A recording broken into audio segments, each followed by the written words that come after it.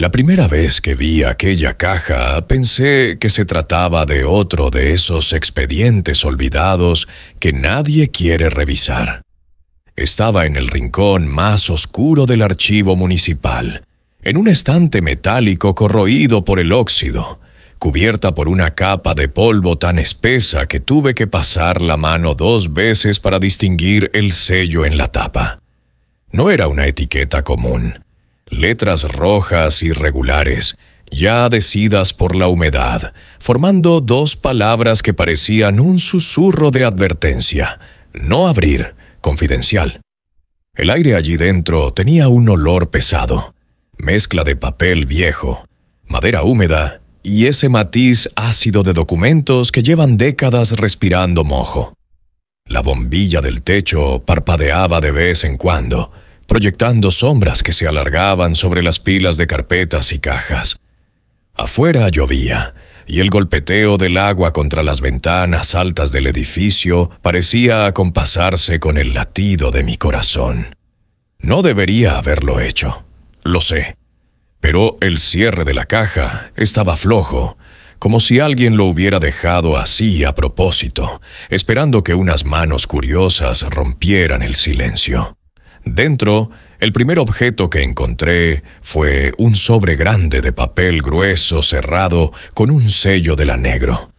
Al abrirlo, aparecieron varias fotografías en blanco y negro, retratos de personas con miradas vacías, tomadas hace más de un siglo.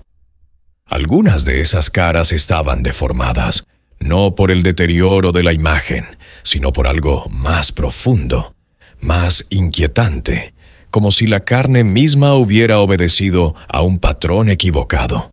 Bajo las fotos, una carpeta de cuero agrietado contenía hojas amarillentas llenas de anotaciones médicas, diagramas y cartas oficiales con membretes del gobierno estatal fechadas en la segunda mitad del siglo XIX.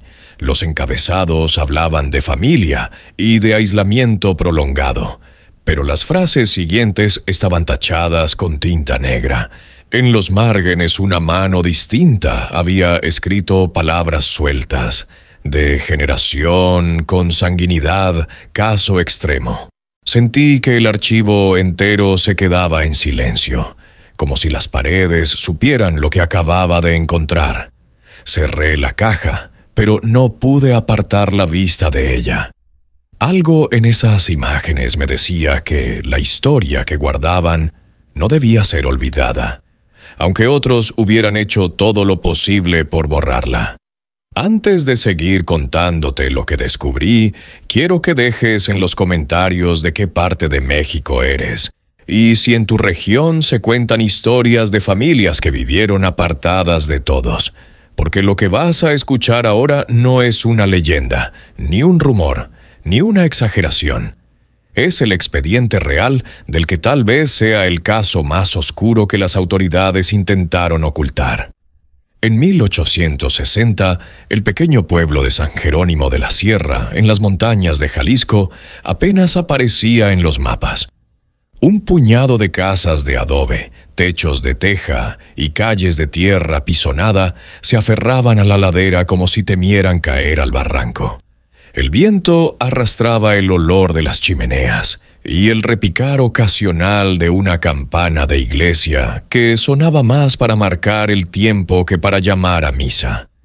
En la parte más apartada, justo donde el camino se volvía sendero y la vegetación cerraba el paso, vivía una familia de la que pocos podían dar detalles precisos.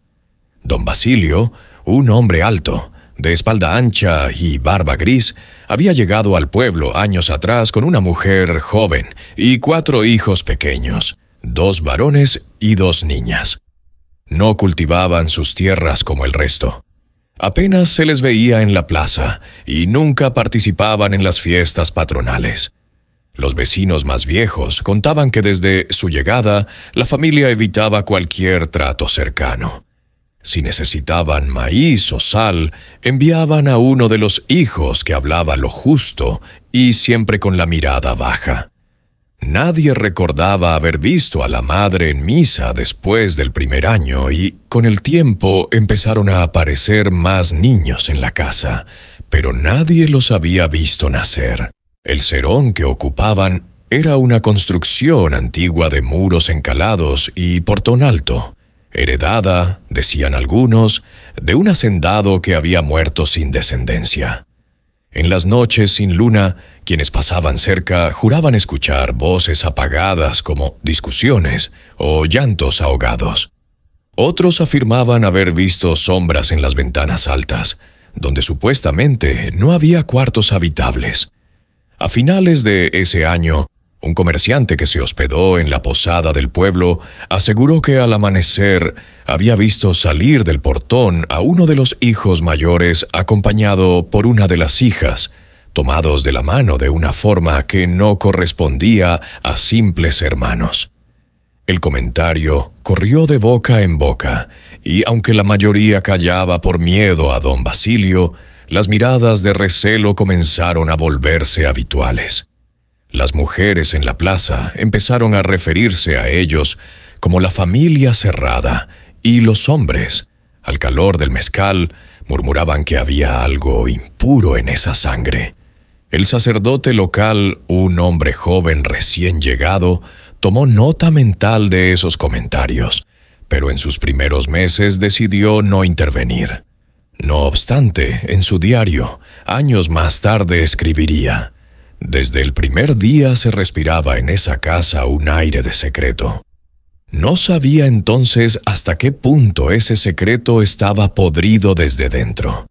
En la primavera de 1862, San Jerónimo de la Sierra despertó con un silencio distinto. No era el silencio habitual de las madrugadas frías, sino uno cargado de expectación. Desde antes del amanecer corría la noticia de que en la casa de don Basilio había nacido un niño y que algo en él no estaba bien. La comadrona del pueblo, doña Rufina, fue la única a la que se le permitió entrar. Salió horas después con la mirada clavada en el suelo, el rebozo apretado contra la boca. No quiso hablar con nadie. Pero esa misma noche en la cocina de su casa, confesó entre susurros a su sobrina que el recién nacido tenía la cabeza desproporcionada, los ojos separados de manera extraña y un llanto apenas audible, como si no tuviera fuerza para respirar. En un lugar pequeño las palabras vuelan más rápido que el viento. Para la mañana siguiente, medio pueblo hablaba del niño maldito y de que Dios estaba castigando a esa familia por algún pecado oculto. El sacerdote alarmado fue a visitar la casa, pero don Basilio lo recibió en el portón con el sombrero calado y una escopeta en la mano. No hubo bendición ni conversación. El padre se retiró sin cruzar el umbral. Unos días después, un médico joven que viajaba hacia Guadalajara fue llamado en secreto por una vecina que decía estar preocupada por la salud de la madre. El doctor, intrigado, aceptó examinar al bebé. En su cuaderno de notas, que más tarde acabaría en los archivos que yo encontré, escribió: «Recién nacido de sexo masculino, presenta microcefalia, deformidad mandibular y extremidades acortadas.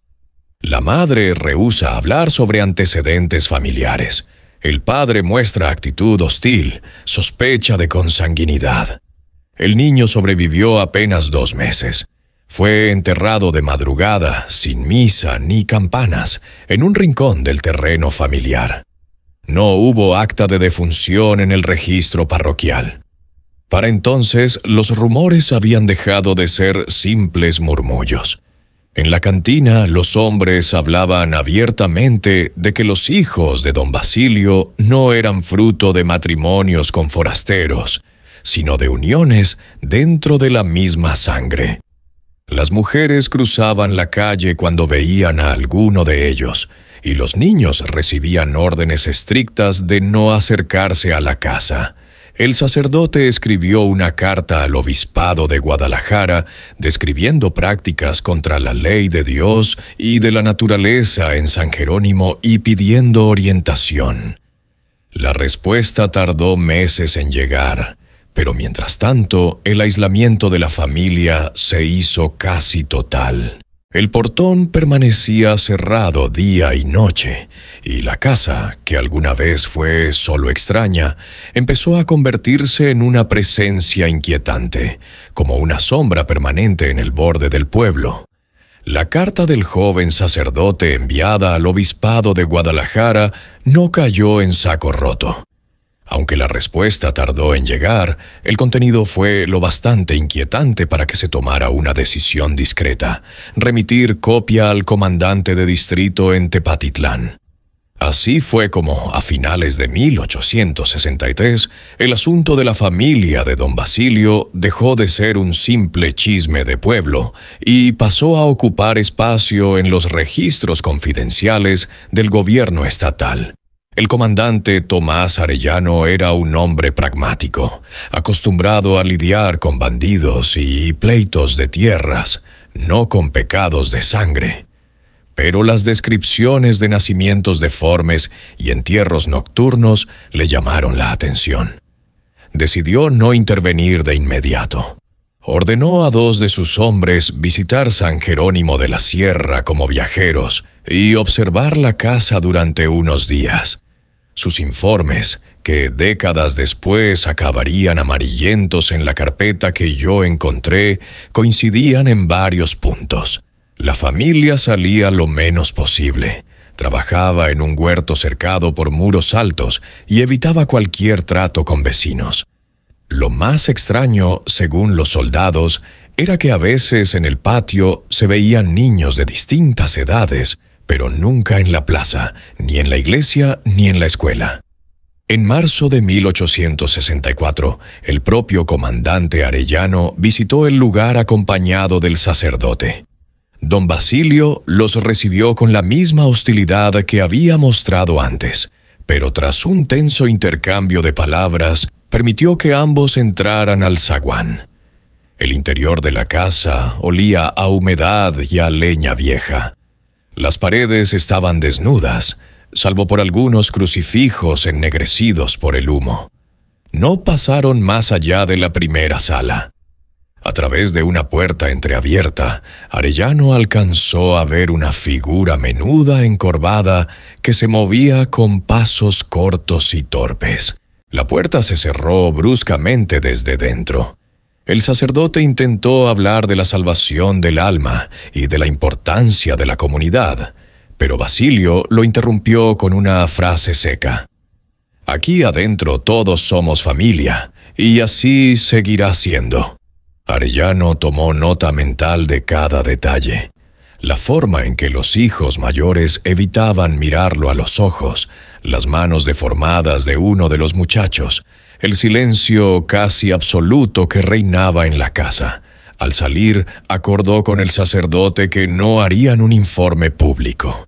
En cambio, redactó un documento confidencial para el gobernador, marcando el caso como potencial riesgo sanitario y moral. Ese documento fue el primero de una serie que, a lo largo de los años, se irían engrosando con observaciones, croquis y hasta dibujos de miembros de la familia. Ninguno de ellos se hizo público mientras la casa siguiera en pie. En el invierno de 1865, el frío en San Jerónimo de la Sierra llegó temprano y con una humedad persistente que calaba los huesos. En la casa de don Basilio, el humo de la chimenea no dejó de salir en todo diciembre, pero en el pueblo comenzó a circular un rumor inquietante. 3 de los niños habían muerto en menos de 2 meses. El primer fallecimiento fue atribuido a una fiebre repentina, el segundo a una tos profunda que acabó en asfixia. El tercero no tuvo explicación alguna. Los entierros se hicieron de noche en el patio trasero, con apenas 2 o 3 testigos, todos miembros de la familia. Ningún vecino fue invitado a rezar, y el sacerdote solo se enteró días después. Preocupado, el joven cura decidió acudir sin avisar. Llegó al amanecer y llamó al portón. Fue recibido por Esteban, el hijo mayor, un muchacho de hombros anchos pero rostro inexpresivo, que le dijo que don Basilio no estaba. El sacerdote insistió en dar bendición a la madre, pero la puerta se cerró antes de que pudiera avanzar.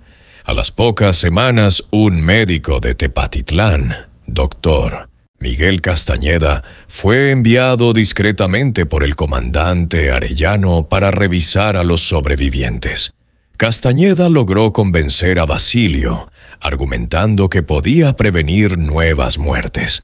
En su cuaderno de notas que encontré décadas después, escribió: «Los infantes presentan signos claros de consanguinidad prolongada, paladar hendido, deformidades craneales, baja estatura y mirada errática. La piel es pálida. Con un tinte cerúleo en labios y uñas, el varón mayor exhibe anomalías articulares que dificultan su marcha».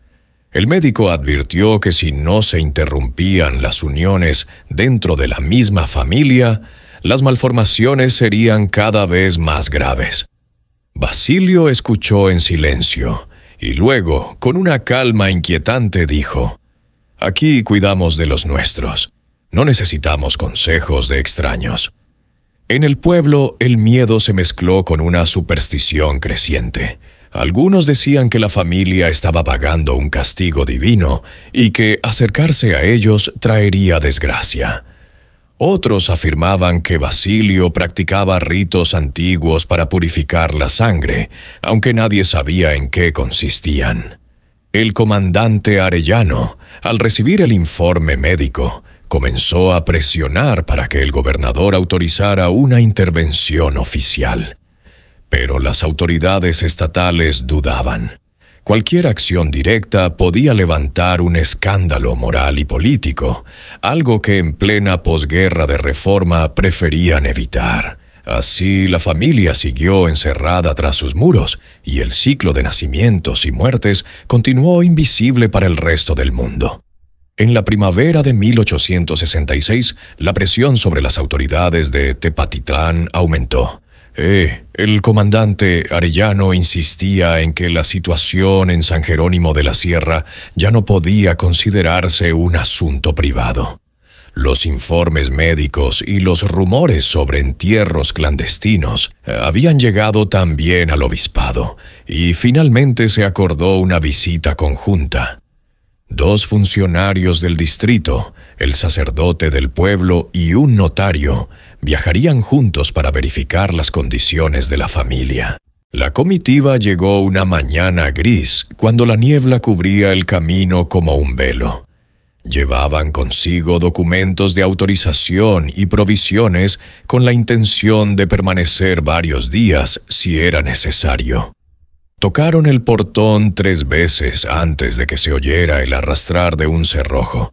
Fue Basilio quien salió con el rostro pétreo y los brazos cruzados. El sacerdote habló primero, recordándole las obligaciones cristianas de abrir su casa a la comunidad y de permitir la bendición de los enfermos. Basilio escuchó en silencio y al terminar dijo simplemente: «Aquí adentro estamos bien.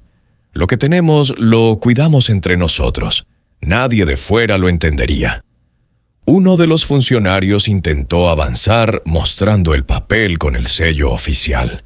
Basilio lo miró fijo y, sin levantar la voz, agregó: «Hay cosas que es mejor no ver y hay visitas que no regresan igual a sus casas».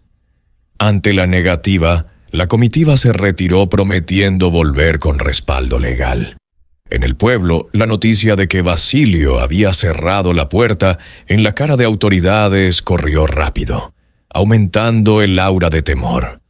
Menos de 3 semanas después, ocurrió algo que heló la sangre de todos.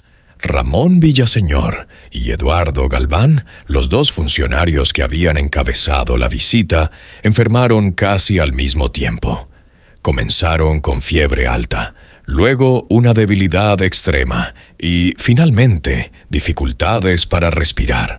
Los médicos de Tepatitlán no pudieron explicar la causa. En menos de 10 días, ambos murieron. Los rumores estallaron. Algunos aseguraban que Basilio les había dado agua mala o que habían inhalado un veneno dentro del portón. Otros hablaban de una maldición que caía sobre quienes intentaban entrar. Lo cierto es que, tras esas muertes, el gobernador ordenó suspender cualquier intervención directa y limitar la vigilancia a observación a distancia. En sus notas privadas, el sacerdote escribió: «No sé qué guardan esos muros, pero ahora estoy convencido de que el mal no se limita a la carne. Hay algo que protege a esa familia o que los encadena allí dentro». Así el caserón de los Basilios siguió cerrado, y el misterio cada vez más denso. La noche del 14 de septiembre de 1868, el viento caliente que bajaba de la sierra trajo consigo un olor a humo que despertó a medio San Jerónimo. Las campanas repicaron de forma desordenada, no para llamar a misa, sino para advertir de un incendio. Las llamas provenían del granero de la familia de don Basilio, una estructura de madera y adobe situada a pocos metros del serón principal. Desde la plaza, los vecinos podían ver cómo el fuego iluminaba la silueta oscura de la casa, proyectando sombras largas y deformes. Ninguno se atrevió a acercarse demasiado. Basilio y sus hijos mayores corrían de un lado a otro, arrojando cubos de agua y cubriendo con mantas húmedas las paredes cercanas, pero no pedían ayuda ni siquiera cuando el techo del granero comenzó a ceder. Fue solo al amanecer, cuando las brasas se enfriaron, que algunos hombres del pueblo se acercaron para ofrecer auxilio. Basilio, exhausto y cubierto de hollín, se negó al principio, pero acabó aceptando que revisaran el lugar para evitar que el fuego se reavivara. Lo que encontraron bajo los restos carbonizados no se parecía a nada que hubieran visto antes. Entre maderas ennegrecidas y paja calcinada había varios cuerpos. 2 de ellos eran adultos. Uno con la espina dorsal visiblemente deformada, otro con un brazo tan corto que apenas llegaba al pecho. Los demás eran más pequeños, 3 cuerpos de niños, uno de los cuales presentaba una cabeza desproporcionada y extremidades torcidas, como si se hubieran doblado al revés. El calor del incendio había sellado sus rostros en expresiones que no parecían humanas. Uno de los hombres que ayudaba, Isidro Méndez, juró que mientras removía un tablón, sintió que algo lo observaba. Al girar, vio a una niña de no más de 10 años de pie en la entrada del serón, con los ojos muy abiertos y la piel pálida como la cera. No dijo nada, pero la intensidad de su mirada hizo que Isidro dejara caer lo que tenía en las manos y retrocediera. El sacerdote fue llamado de inmediato. Tras una rápida bendición, sugirió enterrar los cuerpos en una fosa común sin ceremonia pública para evitar la propagación del escándalo. Basilio aceptó sin protestar, pero exigió que nadie del pueblo se acercara a la fosa durante el entierro. Esa misma tarde comenzaron a circular historias. Algunos decían que el incendio había sido provocado por Basilio para ocultar algo mucho peor que las deformidades de su familia. Otros aseguraban haber oído gritos que no podían provenir de humanos antes de que el techo se desplomara. El comandante Arellano, al recibir el informe, escribió una sola frase al margen: «La situación ha pasado el punto de no retorno. Se requiere intervención inmediata y absoluta discreción. 2 semanas después, llegaría a San Jerónimo una caravana nocturna proveniente de Guadalajara». La noche del 2 de octubre de 1868, cuando el pueblo dormía bajo un cielo sin luna, una caravana de 3 carruajes cerrados y un par de carretas cubiertas con lonas entró en San Jerónimo de la Sierra sin tocar campanas ni dar aviso. Los caballos avanzaban despacio, amortiguando el ruido de los cascos sobre la tierra. La escolta estaba formada por 6 hombres armados con fusiles, vestidos de civil, pero con la rigidez de militares en servicio. Al frente iba el comandante Tomás Arellano, quien había recibido órdenes directas del gobernador: retirar a la familia de Basilio de manera discreta y trasladarla a un lugar donde pueda ser observada sin interferencias. No se mencionaba destino ni duración de la reclusión, solo una condición: el asunto debía desaparecer de la vista pública. La operación comenzó poco antes de la medianoche. 2 hombres golpearon el portón con una señal acordada. Basilio tardó en abrir, pero cuando lo hizo no mostró sorpresa. Simplemente miró al comandante y dijo: «Así que ya es hora». Los miembros de la familia fueron saliendo uno a uno. Algunos iban cabizbajos, otros miraban a su alrededor con una curiosidad casi infantil. Entre ellos había 3 adolescentes de rasgos similares, tan parecidos que podrían haber sido la misma persona repetida. También 2 niñas pequeñas con el cabello muy claro, casi blanco, que caminaban tomadas de la mano. Una de las mujeres, de rostro ancho y expresión perdida, llevaba a un bebé envuelto en mantas. Cuando un soldado intentó ayudarla a subir al carruaje, ella retrocedió, mostrando unos dientes torcidos y afilados. Basilio intervino tomándola del brazo con una fuerza sorprendente y la empujó suavemente hacia la puerta del vehículo. Los vecinos que miraban desde las sombras no escucharon gritos ni llantos, solo el golpeteo sordo de las botas sobre la madera y el crujido de las ruedas al alejarse. En menos de media hora la casa quedó vacía. Antes de partir, Arellano ordenó que 2 hombres entraran para revisar. Encontraron habitaciones inmuebles, paredes manchadas de humedad y un sótano cerrado con llave que Basilio se negó a abrir. El comandante dudó un momento, pero las órdenes eran claras: no llamar la atención, no perder tiempo. A las 3 de la madrugada, la caravana salió del pueblo por el camino del sur. Nadie supo hacia dónde se dirigieron. Las luces de los faroles se desvanecieron entre la neblina y con ellas desapareció la última presencia visible de la familia. A la mañana siguiente, el portón de la casa permanecía abierto. El viento entraba libremente, moviendo una puerta interior que golpeaba contra la pared con un sonido hueco o como un eco de todo lo que había ocurrido allí dentro. Durante las semanas siguientes a la partida nocturna de la familia Basilio, San Jerónimo de la Sierra intentó recuperar una apariencia de normalidad. La casa vacía en el extremo del pueblo se fue cubriendo de polvo y telarañas, pero en las noches sin luna todavía parecía que alguien caminaba dentro, como si las paredes hubieran absorbido los pasos de sus antiguos ocupantes. Mientras tanto, en Tepatitlán y Guadalajara, algo más inquietante estaba ocurriendo.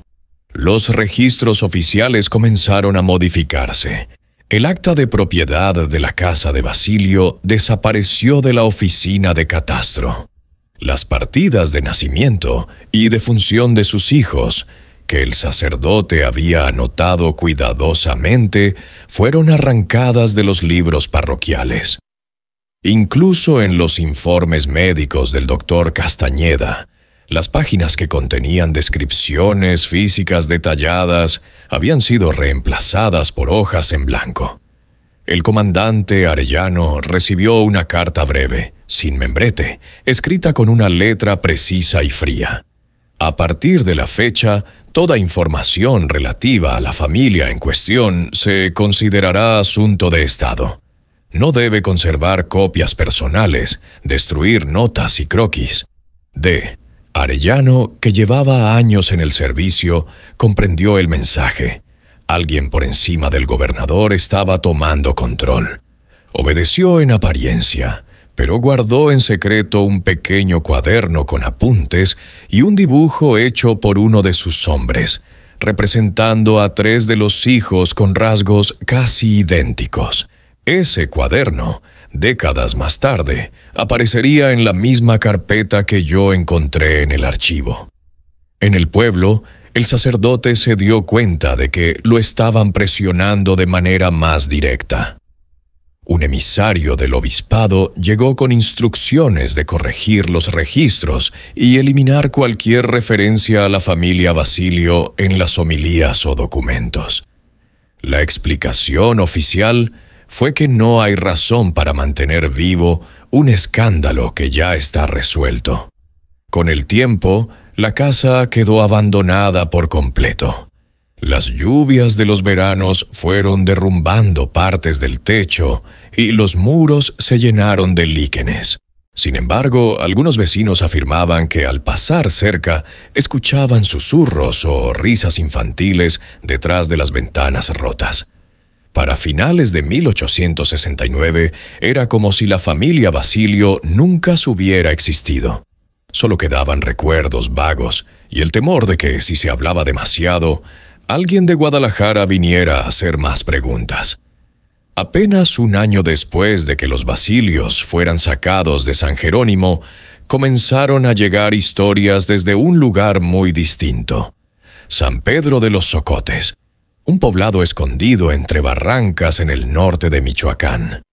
Era una comunidad aún más aislada que San Jerónimo, a la que solo se llegaba tras 2 días de viaje a caballo desde la carretera principal.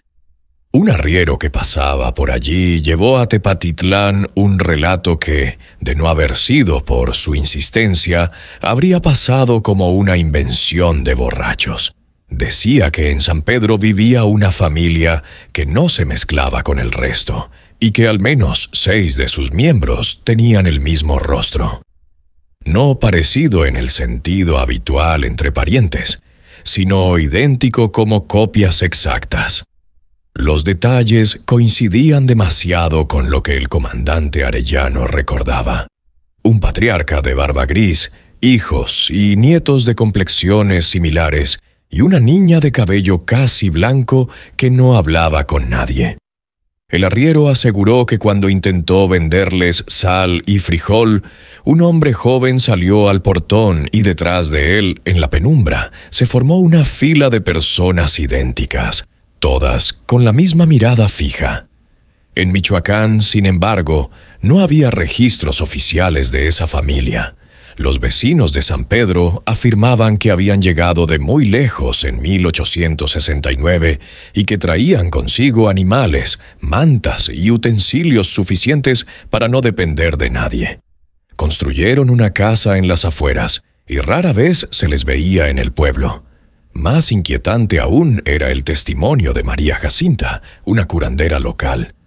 Contaba que una noche una de las mujeres de esa familia la buscó para pedir un remedio para que la criatura venga fuerte esta vez. Al describirla, María usó las mismas palabras que años antes había dicho la comadrona de San Jerónimo: piel pálida como cera, ojos separados y una expresión ausente como si viviera en otro mundo. El comandante Arellano, al recibir estas noticias, envió a un soldado de confianza para verificar. El hombre regresó con un croquis del lugar y un comentario inquietante: «Comandante, no sé si son los mismos, pero si no lo son, están hechos de la misma sangre. Pese a todo, no hubo intervención oficial». El recuerdo de las muertes misteriosas de 1866 seguía vivo y nadie quería arriesgar otra tragedia. Los rumores se mantuvieron en voz baja, pero a partir de entonces, Arellano anotó en su cuaderno una frase que subrayó 3 veces: Ellos no desaparecieron, solo cambiaron de sombra. Más de un siglo después de aquellos acontecimientos, en el verano de 1974, el archivo histórico de Tepatitlán se encontraba en un estado lamentable. Techos con goteras, estanterías corroídas y montones de cajas apiladas sin orden ni inventario. Fue en ese contexto que Luis Hernán Pacheco, un joven archivista recién asignado, recibió la tarea de revisar el material sin clasificar, proveniente de antiguas dependencias municipales. Entre cajas con facturas y actas de compraventa, encontró una carpeta de cuero oscurecido por el tiempo, atada con una cinta de algodón. En la portada a lápiz se leía Familia B, 1860-1870, confidencial. Dentro había fotografías en sepia, muchas de ellas deterioradas. Algunas mostraban el caserón de San Jerónimo, con el portón cerrado y ventanas tapeadas. Otras eran retratos formales, tomados probablemente por fotógrafos itinerantes. En una de ellas, fechada en 1864, se veía 4 niños alineados, 2 varones y 2 niñas. Lo perturbador era que, a pesar de la diferencia aparente de edad, los rostros eran casi idénticos, como si se tratara de un mismo molde repetido. Más atrás, Pacheco encontró documentos médicos firmados por Dr. Miguel Castañeda y por otro médico cuyo nombre estaba parcialmente borrado. Las descripciones eran frías y meticulosas: paladar hendido, asimetría facial extrema, consanguinidad prolongada, confirmada por patrón fenotípico. Había también diagramas anatómicos hechos a mano que mostraban malformaciones óseas y craneales.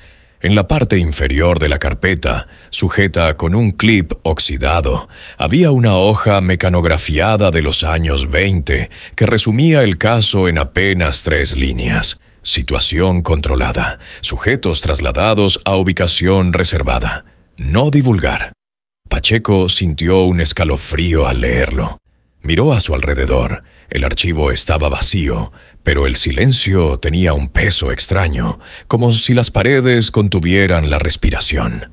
No sabía si estaba frente a un fragmento de historia o a la punta de algo que todavía seguía vivo. Decidió hacer copias fotográficas de todo el material para su estudio posterior. No lo comentó con nadie ese día, pero anotó en su cuaderno personal: Caso B, posible continuidad. Indagar en Michoacán. 3 días después, cuando volvió al archivo, la carpeta ya no estaba. Chisel, en 1981, 7 años después de que Luis Hernán Pacheco encontrara y perdiera aquella carpeta, un anticuario de Guadalajara adquirió en un lote de objetos provenientes de una finca en ruinas una caja de madera tallada. Dentro había medallas religiosas, cartas sin remitente y un sobre con varias fotografías antiguas. Entre ellas había una imagen que captó su atención de inmediato. Tomada en 1864, mostraba a 4 niños de pie frente a una pared encalada. La calidad de la foto era sorprendente para la época, pero lo que más inquietaba era la simetría perturbadora de sus rostros. Los ojos, las bocas, la forma de las mejillas. Todo era idéntico, como si la misma cara se hubiera multiplicado 4 veces. En el reverso, escrito con tinta ya marrón por el tiempo, había una única palabra: Basilio. El anticuario, sin conocer la historia, mostró la fotografía a un cliente habitual, coleccionista de imágenes antiguas. Este intrigado la compró y comenzó a investigar. Lo poco que halló eran referencias vagas a una familia desaparecida a finales del siglo XIX, siempre asociada a rumores de aislamiento extremo y nacimientos deformes. El coleccionista logró contactar con Pacheco, que todavía trabajaba en el archivo de Tepatitlán. Al ver la fotografía, el archivista palideció. Era la misma que había visto en la carpeta perdida en 1974. Sin embargo, no quiso dar más detalles. Solo dijo: si esa foto sobrevivió es porque alguien quería que lo hiciera, pero no para que nosotros entendiéramos la historia. Hoy la imagen permanece en una colección privada fuera del alcance de investigadores y del público. El resto de las pruebas, registros médicos, actas, informes, fueron eliminadas y la casa de San Jerónimo fue demolida en 1985. De la familia Basilio no se sabe nada más. En San Pedro de los Socotes, algunos ancianos todavía recuerdan a los de las caras iguales, pero lo cuentan en voz baja, como si temieran que, al mencionarlos esos rostros idénticos, pudieran volver a aparecer en alguna puerta, observando en silencio, esperando que alguien abra. M.